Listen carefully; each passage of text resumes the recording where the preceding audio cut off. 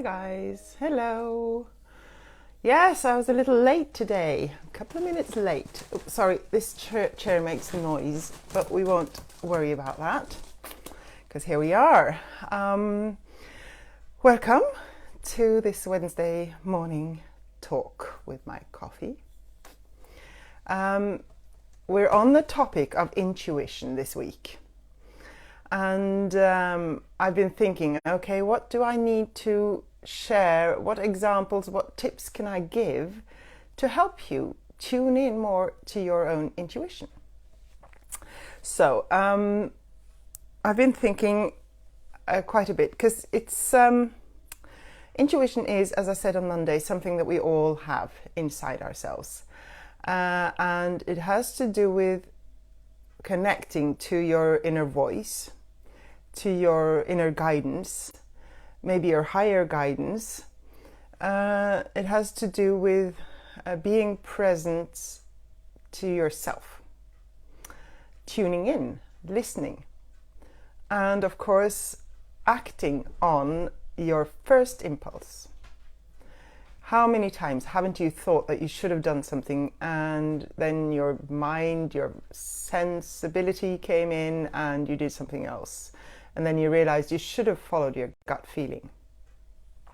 I mentioned the umbrella on a sunny day as it's a very simple, harmless example, but it's a good example.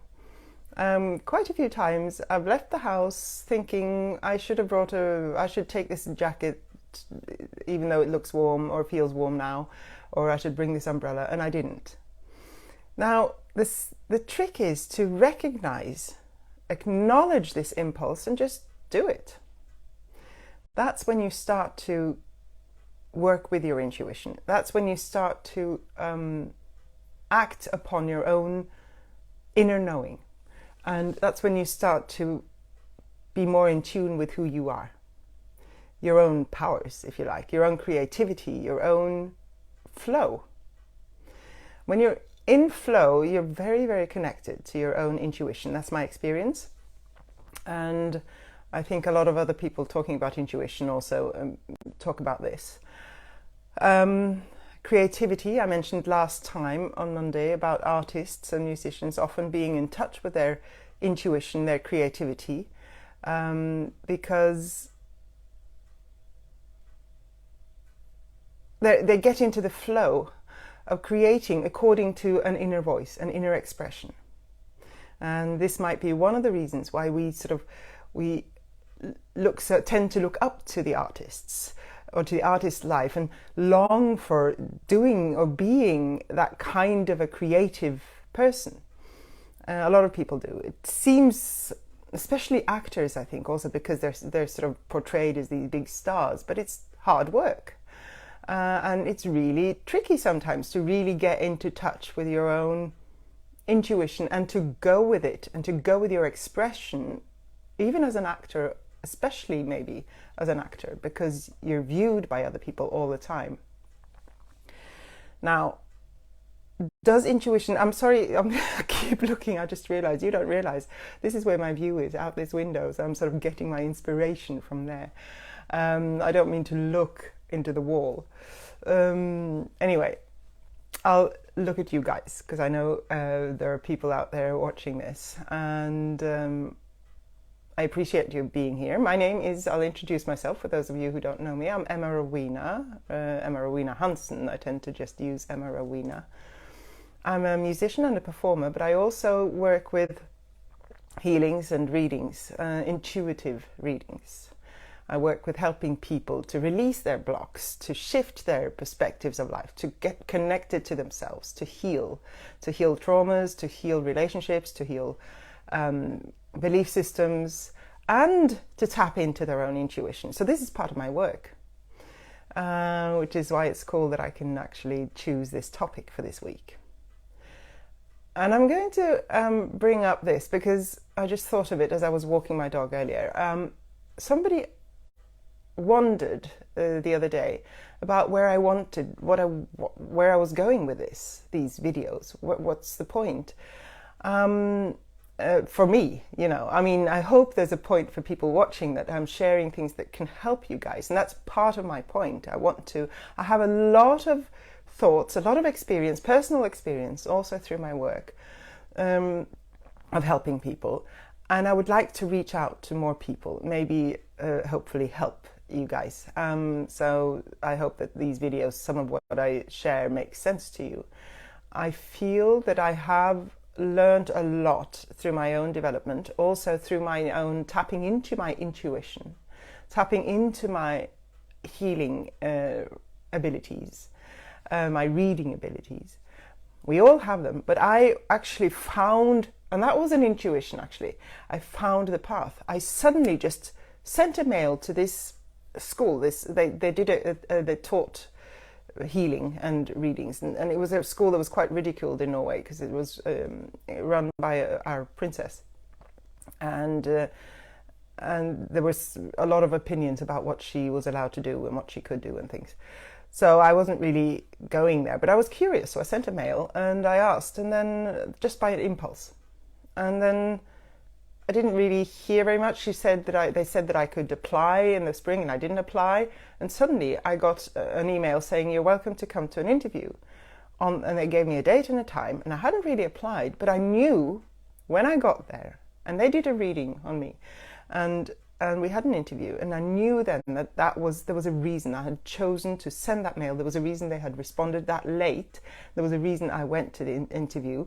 I was curious, yes, but something was pulling me. And what it turned out to be 2 years of fantastic growth. Fantastic, intense, challenging, but also uplifting and beautiful growth that I've continued afterwards. This was an impulsive, an intuitive step by me. Something pulled me in that direction. And I know now that this was my subconscious, my soul, my higher self, if you like, that urged me to look into that or to go that way. And it's brought me so many beautiful gifts and so many beautiful experiences and clients. And sometimes, because I acted upon that impulse, that intuition, that changed my whole life. It also changed the way I worked with music. I used to perform for other people. I used to think that I had to do it perfectly. I used to be afraid on stage. And then through this process, I started listening, tuning in to my own expression, my own desire to perform and create my own music, and to be in flow with my music. Now also, I had an idea, still have this big music in my mind. And with that, with my thinking I had to go there and I had to do it right, and I had all these belief systems that I had to prove myself through my own music even. And belief systems, which was last week's topic, tends to be a big block to your intuition. So acknowledging, and there's a reason actually that this follows after the belief systems, the intuition part, because acknowledging and working with your belief systems will also possibly bring you closer to yourself, hopefully bring you closer to yourself, and then your intuition, and then your flow, and your life choices that you take and act upon because you start trusting your own intuition. So when I started making my own music and had this big stuff in my head, I started employing all these old belief systems, all these old ideas that I had to prove myself, I had to be clever, I had to do it big, I had all these musical professionals that were going to judge me. All this stuff was going on in my head still. But I recognized it because I'd worked with it, and I started releasing it. And suddenly I realized, okay, I can start with one tone and see where it leads me, and follow the flow of that tone, follow the intuition of that tone. And so I did. And it was quite sort of rocky in the beginning. I didn't quite know how to do it, where to go, what to do with it. I shook my head at myself sometimes, and I sort of got fed up with it sometimes, repeating myself. And then suddenly I started to look at all the little sketches I'd made, and I realized I'd made quite a few little gems, and I started developing them, and I have an album out there now. And it's an album of simple piano music. I've had some beautiful response on it. I enjoyed doing my concerts with it. The main thing was that I was in the flow.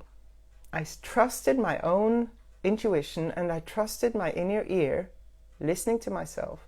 And I've trusted, especially on the concerts, I trusted the flow in the concerts so I could enjoy performing, which I didn't used to do before. So this is what tuning in, listening to yourself, following your intuition, following your guidance, your inner guidance, your higher guidance, if that's where you are ready to go. I believe I experience a lot of greater guidance, whether it's from me or from my higher self or from, it doesn't really matter. The point is that it helps me to make choices. It helps me to move forward. So when my friend the other day asked me what the point of these videos, or not the point, but where I was going in my life with this, the answer is I don't really know yet. I have some ideas, I have some thoughts. I'm creating a big project of which an online platform is going to be part.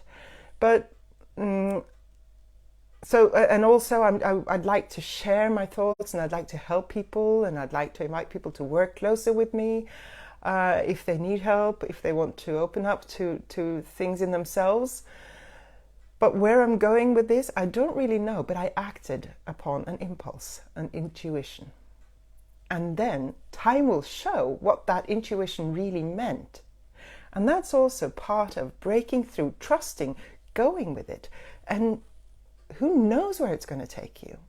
But there's something in you driving you to do this. And it started a few weeks ago. I was in a situation where I was frustrated, and I realized my mind was making the situation worse.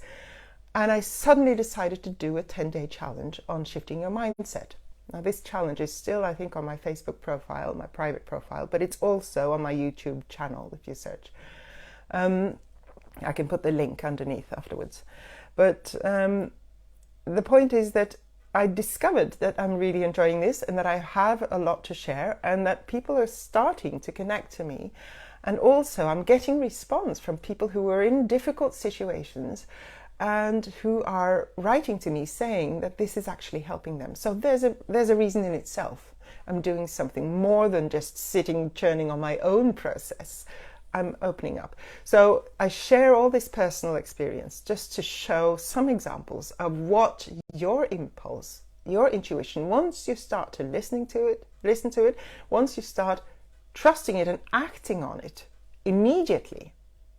And if you stop yourself, it's done. I mean, if I hadn't decided on this, gone down to the shore and made a live video saying I'm doing a 10-day challenge starting tomorrow, I probably never would have done it. I acted upon it instantly. And so that was my superpower. Your intuition is your superpower. And this goes for all kinds of things in your lives. And sometimes we get it.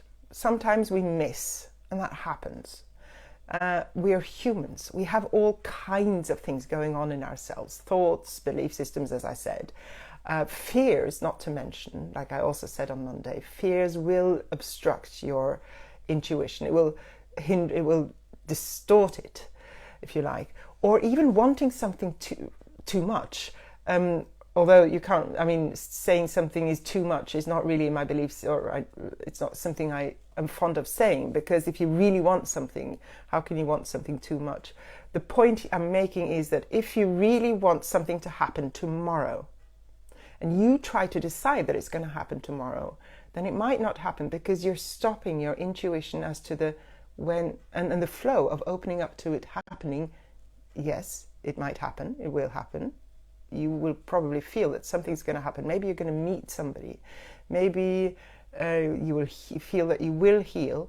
And then you set a date, and then you get so anxious about when that's going to happen that you obstruct your intuition a bit. You distort it.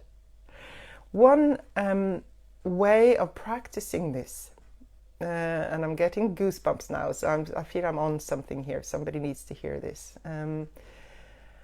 Maybe somebody either now or tuning in later. But I think that stepping back a little bit from what you really want, and you might want to try and practice this with something that isn't so important to you.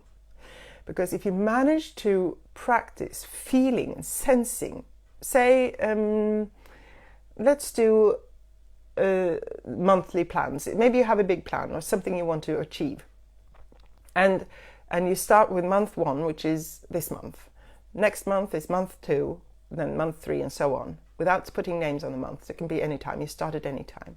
And you follow those numbers and see, just go through 1, 2, 3, 4 with this achievement in mind.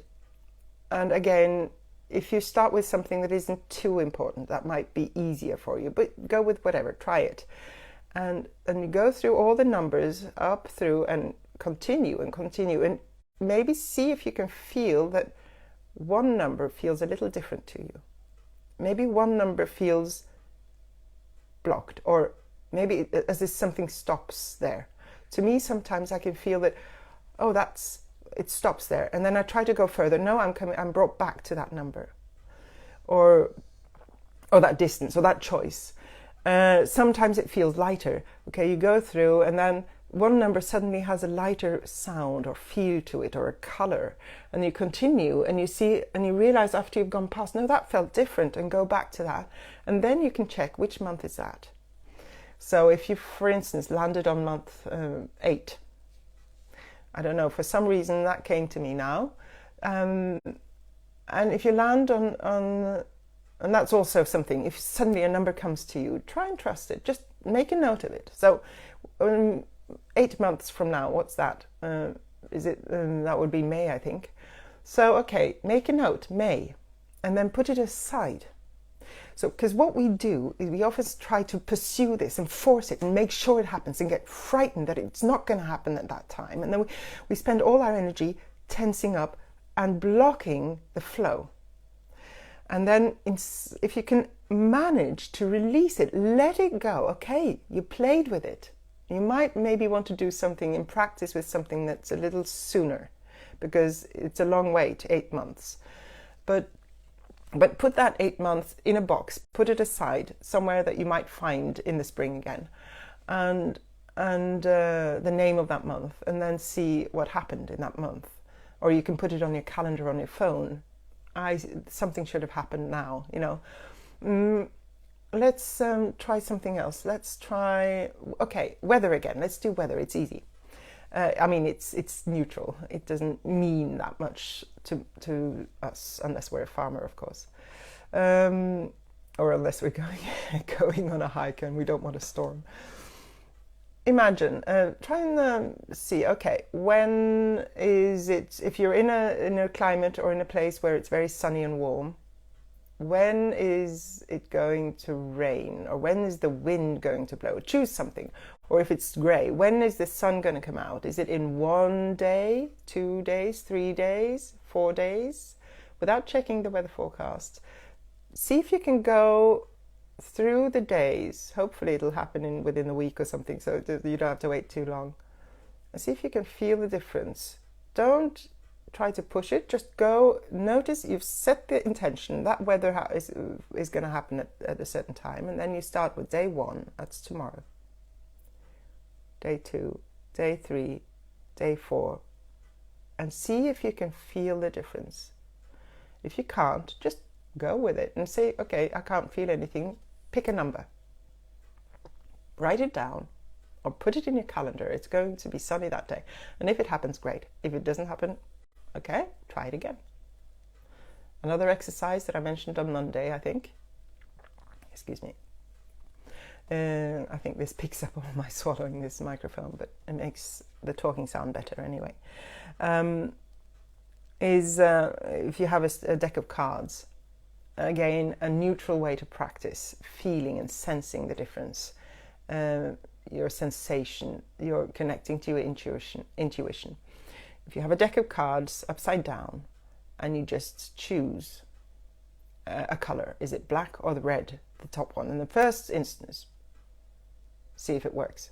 The other thing you can do is to try but this is very, very subtle. So if you manage this, it's fantastic. Don't worry if you don't. Play with it. Have fun. This is exploration. We're learning. We're practicing. We're enjoying this. I hope.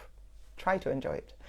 See if you can sense, if you have a card, you pick a card from the deck and you put it upside down without looking at it, and you feel it, okay, black, red, see how it feels. What is the energy or the feeling of the color black in related to that card? What does it feel like if you say red in related to that card? And then go with the one that feels probably the lighter or the somehow more open. That's how it feels to me. The point is, you need to discover how it feels to you, of course. And then check. And if it was right, enjoy, celebrate. If it was wrong, try it again. Don't try it too many times because your head's going to come in and try and do it for you and fix it and tell you what's right. It doesn't work. It comes from the heart. It comes from some subconscious unknowing place or the higher self. And then another thing you can do is your name.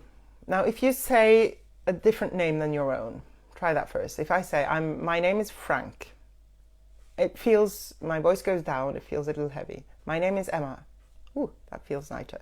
Now, I know this, but you can practice it with different things. You can, if you have a choice of different foods, which one is best for my body, which bottle of water is best, try and feel that one, that one. This is a very fun way of exploring your intuition. If you're going to really get into this game of your intuition and of going with the flow, then you need to connect to yourself. Listen. Try to, erase the clutter or stop the clutter. And last week I talked about, or I think it was, I don't remember, I think it was last week, we talked about turning down the clutter of the mind. Yes, it was last week. So like pretending you have a knob in your mind's eye that can turn down the sound of the mind. But the most also important thing is to bring your attention down to your heart. So now at the end, we'll do that. We'll do a quick centering. I just see the time's running out. Quick centering for your heart, to your heart, so that you can recognize what it feels like to be you, what it feels like to be centered in your heart, and start to tune in and listen. And the more you tune in and listen, and somebody mentioned in a comment on Monday, meditation is important. Yes, meditation is a part of tuning in. If you manage to meditate as regularly, as often as possible, this is going to connect you even more. But it doesn't have to be a very long, strenuous, sort of force yourself to sit there and be silent in your mind. That's not going to work. You can do 3 breaths, and we're going to do it now, and you can practice this. Let me just put my cup up. You can practice this. You can follow these guidances in the end of my videos. I always do some centering. And then we'll do the 3 breaths now, bringing you, all your energy, all your thoughts, all your whatever you feel, your emotions, into your center, and then anchor it in your hips, eventually down to the ground, before we connect you to the heart. So, with your eyes open or closed, it doesn't matter, but it might help to close them if you can. Take a deep breath. Imagine that you're pulling yourself together. You're pulling all your energy, all where you left in the past or the future, into your center, to your heart, and anchor it as you breathe down. Anchor it down into your hips, so you feel grounded in yourself. Breathe in again. Pull in anything that you've left with other people, any emotions, any thoughts, any fears. Pull it into your center. Embrace all those emotions in yourself. And as you breathe out, anchor it down into your hips. And the last deep breath. Bring in everything that is you. Embrace everything that is you. All your thoughts and emotions, and bring them into your heart.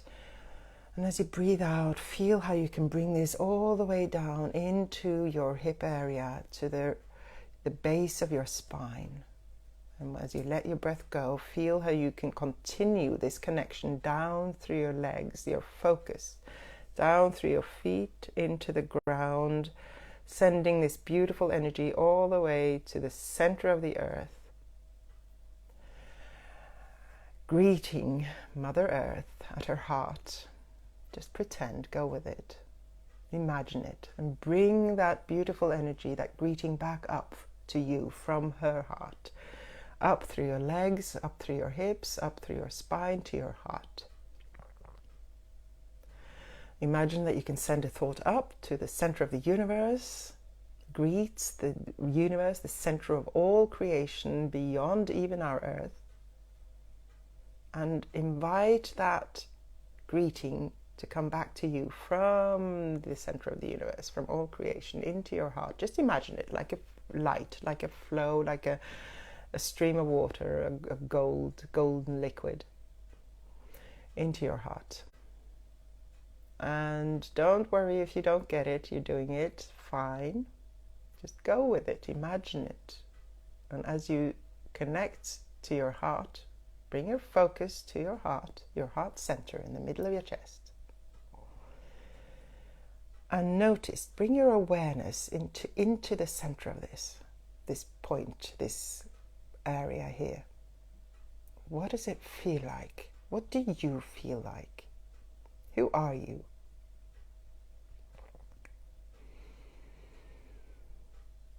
Who are you? What does it feel like to be you in this moment? What of all those gifts, all those churnings going on in your heart even, let them go and find your essence, your center, your beauty, your color in this moment. Whatever comes to you, this is part of your intuition. Imagine that this feeling can expand like a sun, like a big sun, through your whole body, 360 degrees around on all sides, expanding beyond your body, so you're surrounded by this radiant light that is you, your feeling, your essence. And with that thought, with that awareness, you can practice this again. You can imagine it again at any time. With that awareness, I bid you a beautiful day. Bring this intention, this beautiful light of yours forward, out into your day and into your world. And listen to your own heart, your intuition. You know where to go. And you will be guided by yourself and by your higher self, or whatever it is. See if you can trust it and act upon it. Okay. Blessings to you all. Have a beautiful day. Bye-bye.